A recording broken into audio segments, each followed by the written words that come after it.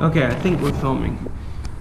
So, it's been a while since I made a video, but I recently acquired a bandsaw, horizontal bandsaw, from my friend Jay, and well, I'm kind of reworking it before I get to use it. I had to install electric, replace some of the bearings and things on it, buy a new blade. So, in searching for things for this Kysor Johnson bandsaw, I think it's, I don't know what year it was made, but it's an older model, and so there's not a lot of information really on the internet about it, or very many like videos or pictures from what I found. So I figured I'd walk everybody through, if you get one of these saws or acquire one for free or whatnot, at least the bearing choices and where I've got some things to replace it to make sure that they're equivalent to what the OE actually intended for the design of the saw. And then also, since it was a 3-phase saw, I converted it to single-phase 220, so I put a new motor and things on it. So I'll take everybody through that. Here we go. Rocky is inspecting the saw. She's very opinionated. First things first, so this is the Kysor Johnson bandsaw that I've acquired. It is a 1/2-inch blade. It is a 1 horsepower bandsaw. It is obviously old, as you can tell. Initially it was 3-phase. Like I had mentioned, I converted it to single-phase with a new motor, and I rewired the soft start. So I'll walk everyone through that. To be able to install this, I actually ran a new electrical line, and so now I have 2 50-amp services in my garage, just related to the bandsaw, and if I wanted to plug other things in in conjunction with the welder. So when I got this, I was like, okay, I definitely need to get a new blade. I got to check the bearings and whatnot to make sure that things are rolling and that the saw actually works, because I really didn't know if it worked or not. So that's what we're going to go. All right, so first things first, bearings. So there's usually 3 bearings. Gotta wait for the train. There's usually 3 bearings in here. So there's 2 for that control the actual like blade in this direction, and then there is another bearing here. You can see that this helps when the blade actually contacts the metal. It maintains blade height and makes sure it doesn't bend, twist, or kind of bow like a banana as it's cutting the material in the vise. So when I got the saw, the bearings kind of were in this condition, and all 4 of them for the horizontal motion to maintain the blade articulation, to make sure that it's perpendicular to the actual piece that you're cutting. So what I tried to do with the bearings at first, I took a cup, I filled it with some oil, and I soaked them for a couple days, and well, that went okay for not this one. That one's stuck. I think this one actually broke loose, but I don't know if you could hear it. It's kind of crunchy. And then the other two bearings that were on the other side were equally as bad. So I started the hunt for just turn this around, I guess. So I started the hunt for the bearings, and there's a couple sites that sell the bearings, and they're a sealed bearing, ball bearing. The wider ones that control the actual position to make sure it's perpendicular to the cut piece, they're all sealed, but those I believe are dual row bearings. But when I was searching for the bearings online, unfortunately they came up and they were like really expensive. So I was finding bearings for like $40 a piece for a typical sealed ball bearing, which if you do some searching for generic type sizes of the similar nature, you can find them for like $3 to $12 a bearing. So I wasn't going to pay, $40 a bearing, and you need 4 of them, and then you need 2 of the other ones that maintain position. So again, the blade doesn't bend like a banana when it's cutting the piece of metal. So I did some searching, Amazon, eBay, Google, you name it, I searched it. What I ended up doing was actually just measuring the bearings with calipers, just to make sure I got the diameters and the thicknesses and all that stuff right. So in doing so, I was able to source the 4 bearings for the to keep the blade perpendicular, and then the other 2 to maintain height, so again it doesn't bend like a banana. So I'll put some links in the description so people can click on it and follow the links. But essentially, this is what worked out. And I was like really pleased with this when I got these delivered the other day. So this is the old bearing. You can see that's the old crusty crunchy one. And then this is the new bearing.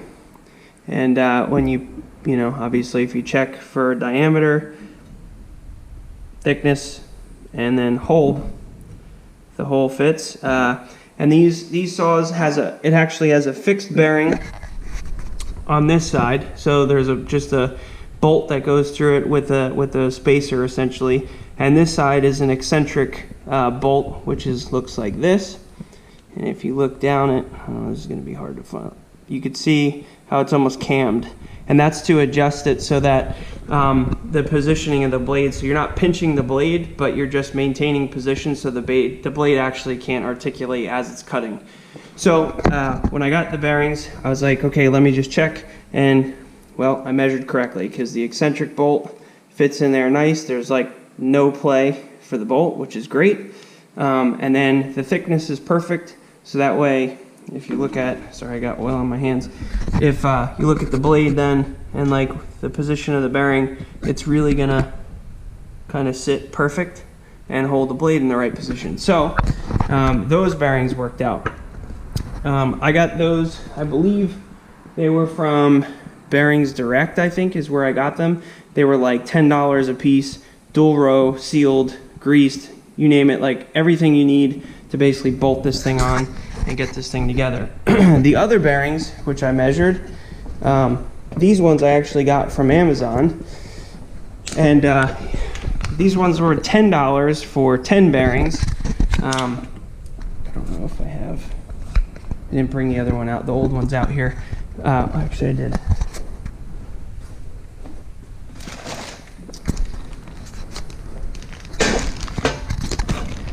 So these ones, just put this down.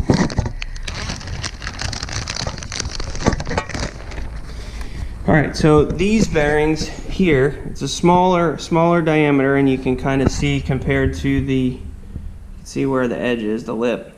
So smaller diameter, obviously smaller thickness, smaller through hole.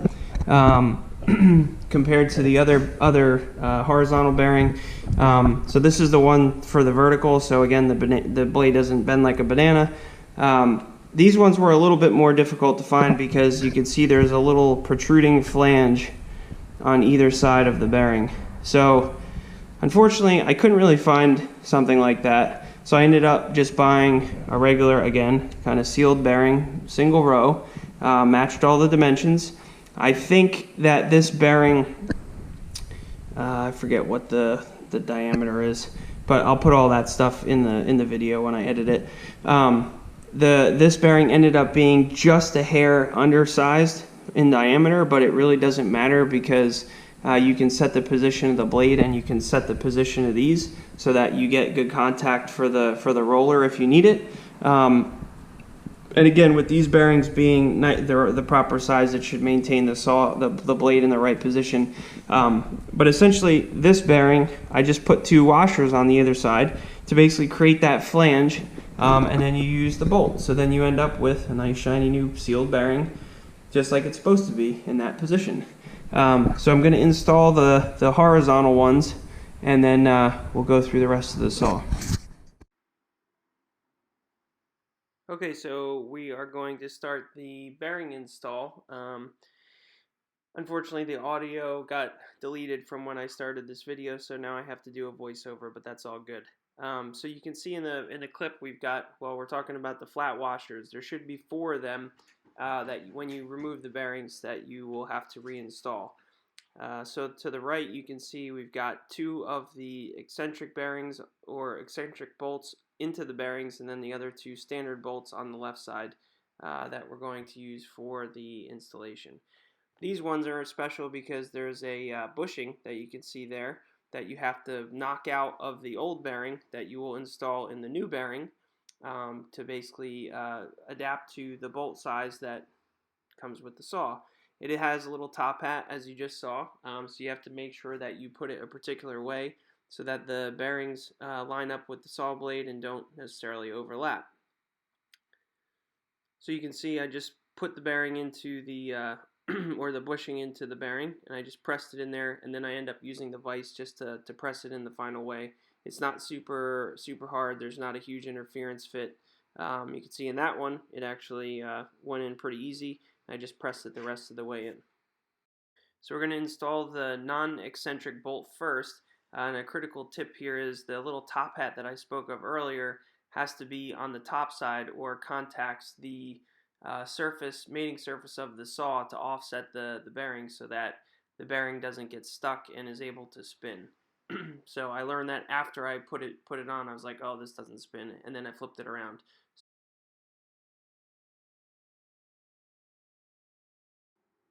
So now it's time to install the eccentric bearings or eccentric bolt with the bearing. So that's what I'm doing here, and I'll put a picture of the manual up, but it does tell you how to adjust it in the manual. With the eccentric bolt, you want to adjust it so that it doesn't pinch the blade, but it's tight, and it shuts out the light, is what the manual says. And at one point, I end up using a feeler gauge to try and really objectively determine what that shutout of light means. And then I've gone through and adjusted, and then towards the end I get to run the saw.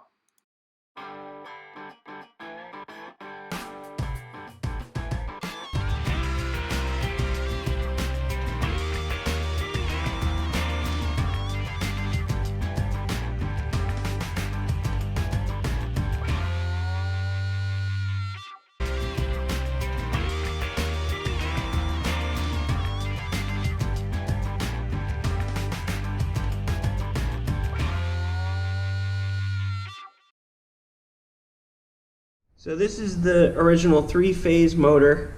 It's a single horsepower. I think the operating amp load is like 1.8 amps. And then the speed is 1725 at 60 hertz. And it's a 56 frame, which really just relates to the actual base and the bolt pattern. So when you get a new motor, you make sure you line that up. So I ended up getting this motor from Grainger. I'll put the description I'll put the model and stuff in the description. It's like $200. Basically, it bolted right in, so the base frame is exactly what it needs to be. You can see that all the bolts worked, motor's on, all wired in. I've got the pulley on, so the drive shaft was actually in the right length, right position, right chuck key, all that stuff. So I just matched all that up to make sure that it was equivalent to the 3-phase. Same RPM, it's just 220, single phase. So again, the wiring comes with the actual motor. It tells you when you're going to run it clockwise, counterclockwise, how to hook up the internal guts, all that stuff. So I did all that. That's easy to follow in the instructions. I'm not going to show you how to do that because it's kind of worthless.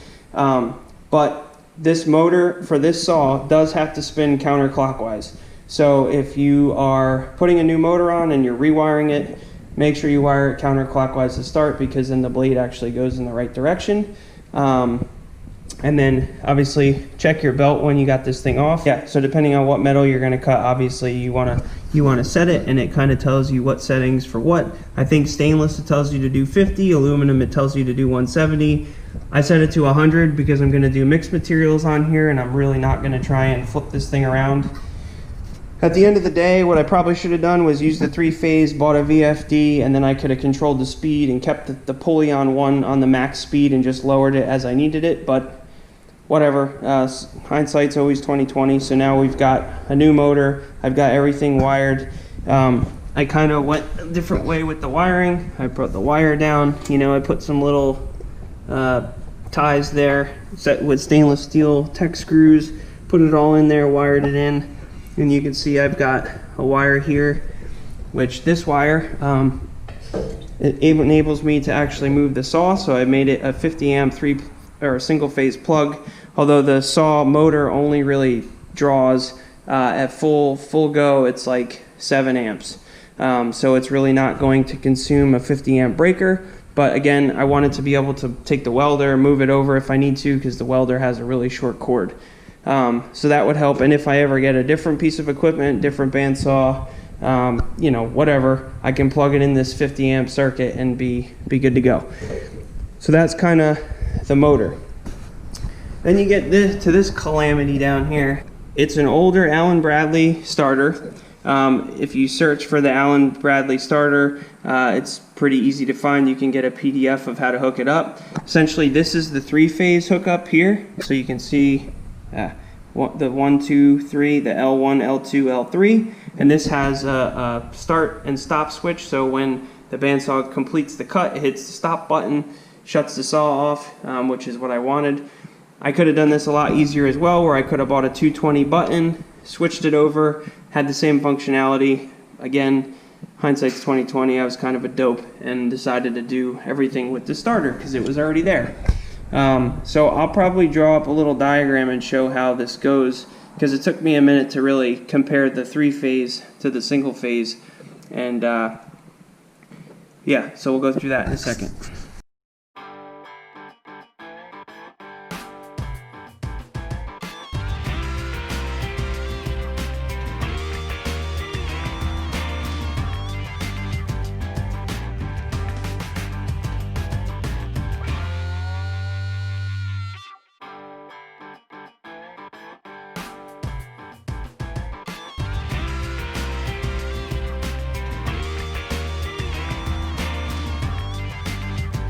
So an interesting note about these starters, and this is something I had learned because I haven't done a whole lot of this electrical wiring or really worked with the starters. I mean, I understand wiring diagrams and whatnot, but this one was unique. This is the first time I've done this.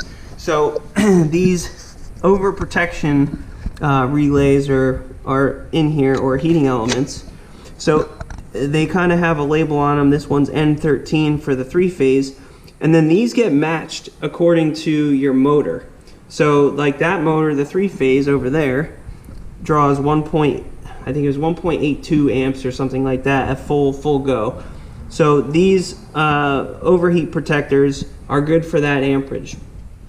So when I get these bearings on and I show you guys the saw operation, when I already operated the saw, these click off after 20 seconds and they get pretty warm because the new motor draws 7 amps. So you have to size these overprotectors in terms of heat range to the amperage that your motor or your electronic device is actually going to draw. Otherwise, you'll keep popping the switch and you'll get really upset and wonder why, and then you'll have to read about it and figure it out. So I'm giving you a tip that if you change it from 3-phase to single phase, you will probably have to change these because the motor, again, the amperage, the draw for the current draw, it will be too much for the 3-phase. Similarly, if you were to go single phase, you probably would have to do something different, but really, why would you run this whole starter if you're going to run single phase anyway? Now that we have all of the bearings in, you can see we got the 3 up there and the 3 in here, and they're all properly adjusted. So based on the manual, like I had mentioned earlier, it says you want to shut out the light, but I mean, it's really hard to determine. So, you know, you can kind of get an idea by, if you grab the bearing, it should have a little bit of resistance on the blade on both sides. This one's a little bit looser, but everything's hooked up. I got the new blade on. The blade looks pretty straight compared to the working surface, or the bed as they call it. And then these screws here, these 4, are actually for your adjustability to pull the blade in or out based on how it actually rides on that idler wheel.